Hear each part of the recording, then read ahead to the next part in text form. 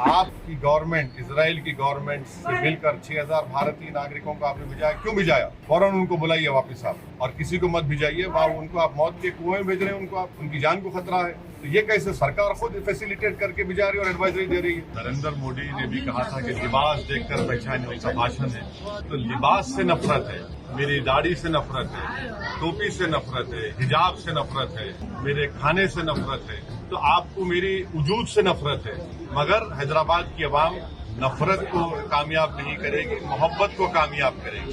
तमिलनाडु में AIADMK के साथ हमारा अलायंस है। महाराष्ट्र में इम्तियाज जलील साहब बात कर रहे हैं, मगर तेलंगाना में हमारा किसी दूसरी पार्टी से अलायंस नहीं है। ऑल इंडिया मजलिस इत्तेहादुल मुस्लिमीन AIM-MIM के चीफ बैरिस्टर असदुद्दीन ओवैसी ने हैदराबाद में चुनाव, ईरान और इजराइल जंग को लेकर बड़ी बात कही है। हैदराबाद में भाजपा प्रत्याशी से जुड़े सवालों पर उनका नाम तो नहीं लिया, लेकिन दाढ़ी, टोपी, शेरवानी के मुद्दे पर बहुत कुछ कहा है। ये भी साफ कर दिया कि हैदराबाद का चुनाव मोहब्बत और नफरत के बीच है। बोले, उन्हें मेरे पहनावे और खान पान से चिढ़ है तो होती रहे। असदुद्दीन ओवैसी ने 6000 भारतीयों को इजराइल भेजे जाने पर नाराजगी जताते हुए फौरन ही वापस बुलाए जाने की मांग उठाई। इसके लिए मोदी सरकार को कटघरे में भी खड़ा किया है। आइए आपको सुनवाते हैं कि उन्होंने क्या कहा है। बीजेपी ने CAA का अनकॉन्स्टिट्यूशनल कानून बनाया है और रिलीजन की बुनियाद पर बनाया गया है, जो राइट टू इक्वालिटी के खिलाफ है। और इसीलिए मैंने उस कानून के बिल को पार्लियामेंट में पढ़ा था और हम उस वक्त भी खिलाफ थे, आज भी हम, कल भी रहेंगे। हैदराबाद की पार्लियामेंट की CAA के ऐसे काले कानून के खिलाफ वोट देकर तमाम पार्टीज को, बीजेपी को, दीगर पार्टियों को शिकस्त देकर हराएगी। अभी जिस तरह से हम देख रहे हैं कि सब भी प्रचार कर रहे हैं, कांग्रेस के खुद के नेता भी ये कह रहे हैं कि फिरोज खान जैसे नेता कि पहले हम उनके खिलाफ लड़ रहे थे, अब उनके साथ लड़ने को एक बात सुन लीजिए, हमारा इस चुनाव में किसी से अलायंस नहीं। तेलंगाना में, उत्तर प्रदेश में हम, हमारी बहन मोहतरमा साहिबा के नाते हमने PDM बनाया। तमिलनाडु में AIADMK के साथ हमारा अलायंस है। महाराष्ट्र में इम्तियाज जलील साहब बात कर रहे हैं, मगर तेलंगाना में हमारा किसी दूसरी पार्टी से अलायंस नहीं है। उत्तर प्रदेश में PDM हमने बनाया, तमिलनाडु में AIADMK से हमारा अलायंस है। और ये बड़ी मजाक खेज बात है कि कभी हम B टीम हो जाते हैं तो कभी हम बोलते हैं, ये बोलते हैं। तो ऐसा लगता है कि ये लोग कंफ्यूजन का शिकार है, मगर हमारे पास क्लैरिटी है।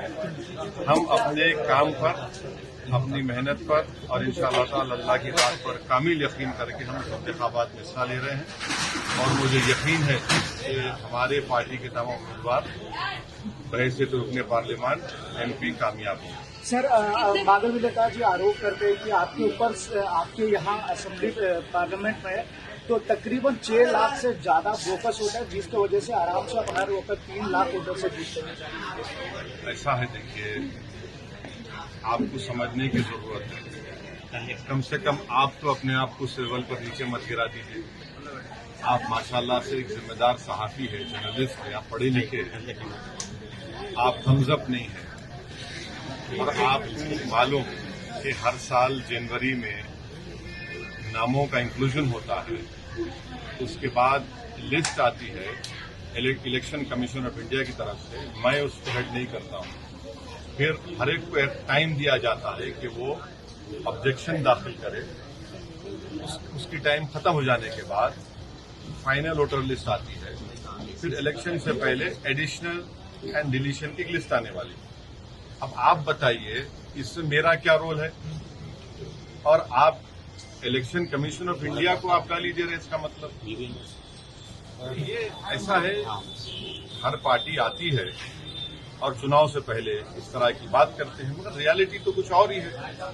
और इस तरह की बात करने से आप हैदराबाद की इलेक्टोरेट को, जिसमें बैकवर्ड क्लास के हमारे भाई हैं, दलित भाई हैं, अल्पसंख्यक समाज, मुसलमान है, क्रिश्चियन है, उनकी आप तौहीन कर रहे हैं कि वो निकल कर वोट डाल रहे हैं। और उनकी वोट की वजह से सब पार्टी को वोट मिल रहे और MIM को कामयाबी मिल रही। बीजेपी जो कैंडिडेट है वो आपके लिबास को लेकर कमेंट्स कर रहे हैं।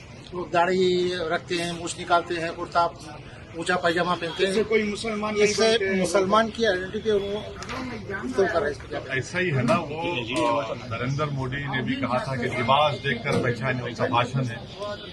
तो लिबास से नफरत है, मेरी दाढ़ी से नफरत है, टोपी से नफरत है, हिजाब से नफरत है, मेरे खाने से नफरत है, तो आपको मेरी वजूद से नफरत है। मगर हैदराबाद की आवाम नफरत को कामयाब नहीं करेगी, मोहब्बत को कामयाब करेगी। और जो लोग हमारी दाढ़ी के, हमारी टोपी के, हमारे हिजाब के, हमारी शनाख्त के, हमारे वजूद के खिलाफ है, जमहूरी तरीके से उनको एक बदतरीन शिकस्त देगी इंशाअल्लाह। सर, आप ऑपोजिशन किसको मानते हैं सर आपके खिलाफ जो यहाँ पे? देखिए, इलेक्शन जब आप लड़ते हैं, आपके खिलाफ जो भी कैंडिडेट रहता है, आप उनके खिलाफ इलेक्शन लड़ते हैं और आपको जीतना है। तो जितने भी मद्दे मुकाबिल आएंगे, हम उनके खिलाफ इलेक्शन लड़ेंगे। अब जाहिर है मैदान में बीजेपी भी है, कांग्रेस भी है, बीआरएस भी है, दीगर और छोटी बीजेपी और ये सब लोग आ जाएंगे। तो हैदराबाद की आवाम ने हमेशा से यूनाइटेड तरीके से, मुत्तहिदा तौर पर मंजलिस को कामयाब किया है और इंशाल्लाह आपके बार मंजलिस को कामयाब करेंगे। और जैसा कि अभी आपने सवाल किया था कि हम आवाम से अपील कर रहे हैं हैदराबाद की कि CAA कानून के खिलाफ आप वोट दीजिए, महंगाई के खिलाफ आप वोट दीजिए, नौजवान जो बेरोजगारी उसका मुकद्दर बन गया, उनके रोजगार नहीं मिला, उसके खिलाफ वोट दीजिए। चीन हमारी जमीन पर कब्जा करके बैठा हुआ है, उसके खिलाफ आप वोट दीजिए। तो ये मुद्दे रहेंगे। सर, इजराइल को लेके मोदी सरकार ने एक एडवाइजरी जारी की है वहां पर जाने वालों को लेकर, इसके खिलाफ क्या कहना है? इजराइल के ताल्लुक से मैं आपको बताना चाहूंगा, गवर्नमेंट ऑफ इंडिया ने खुद गवर्नमेंट ऑफ इजराइल से और गवर्नमेंट ऑफ इंडिया जो है मिलकर उन्होंने एक एग्रीमेंट साइन किया, नरेंद्र मोदी ने और इजराइल के प्राइम मिनिस्टर के साथ, और उन्होंने गवर्नमेंट टू गवर्नमेंट ये वहाँ पर लोगों को यहाँ से इंडिया से वो लोग एम्प्लॉइज को लेके जा रहे हैं।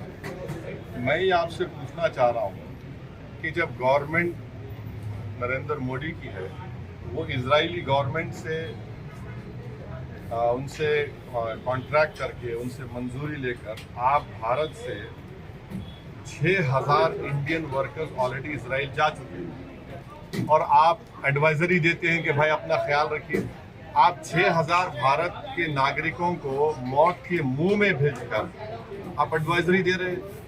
ये किस तरह की इंसानियत है नरेंद्र मोदी सरकार की? आप फौरन नरेंद्र मोदी उन 6,000 भारत के सिटीजन्स को वापस बुलाइए। इजराइल की हुकूमत फ़लस्तीनियों के खिलाफ एक जेनोसाइड कर रही है, 30,000 लोग मारे गए।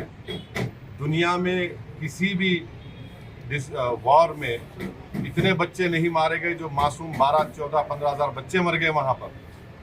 और इजराइल जुल्म कर रहा है इंटरनेशनल कोर्ट ऑफ जस्टिस में, उसको वो जेनोसाइड कर रहा है। UN की रिपोर्ट है। तो हम भारत के प्रधानमंत्री से ये डिमांड करते हैं कि आप की गवर्नमेंट, इजराइल की गवर्नमेंट से मिलकर 6,000 भारतीय नागरिकों को आपने भिजाया, क्यों भिजाया? फौरन उनको बुलाइए वापस आप, और किसी को मत भिजाइए वहाँ, उनको आप मौत के कुएं में भेज रहे हैं, उनको आप, उनकी जान को खतरा है। तो ये कैसे सरकार खुद फैसिलिटेट करके भिजा रही है और एडवाइजरी दे रही है? सर, मणिपुर, लद्दाख और चेना बॉर्डर को लेकर आपने एक सवाल किया है, ट्वीट किया है, और आपने बोला है कि बॉर्डर पे, टेरिटरी पे कितना तक पैट्रोलिंग हो पा रहा है, तो इसको लेके क्या कहना है? देखिए, आप लोग जानते हैं, आप लोग बड़े बाशऊर लोग हैं। खुद लेह का SP जो है, लेह के पुलिस से DGP कॉन्फ्रेंस में कहा कि 26 पेट्रोलिंग पॉइंट पर हम पेट्रोल नहीं कर पा रहे। कितना झूठ बोलेंगे ये लोग? कहाँ गई इनकी इज्जत नफ्स? कहाँ गई उनका भारत से मोहब्बत? झूठ पे झूठ बोल रहे हैं। लेह का SP झूठ बोल रहा है तो उसको सस्पेंड करिए। फिर आप DGP कॉन्फ्रेंस में कह रही है कि 26 पेट्रोलिंग पॉइंट पे हम नहीं जा सक रहे। 2000 स्क्वायर किलोमीटर डेप्सांग डेमचाक पे चीन कब्जा करके बैठा हुआ है। और आप चीन के खिलाफ नरम रवैया अख्तियार कर रहे हैं। इंशाअल्लाह ताला जहाँ तक डेवलपमेंट की बात है, हम डेवलपमेंट कराते आए हैं और करवाते रहेंगे।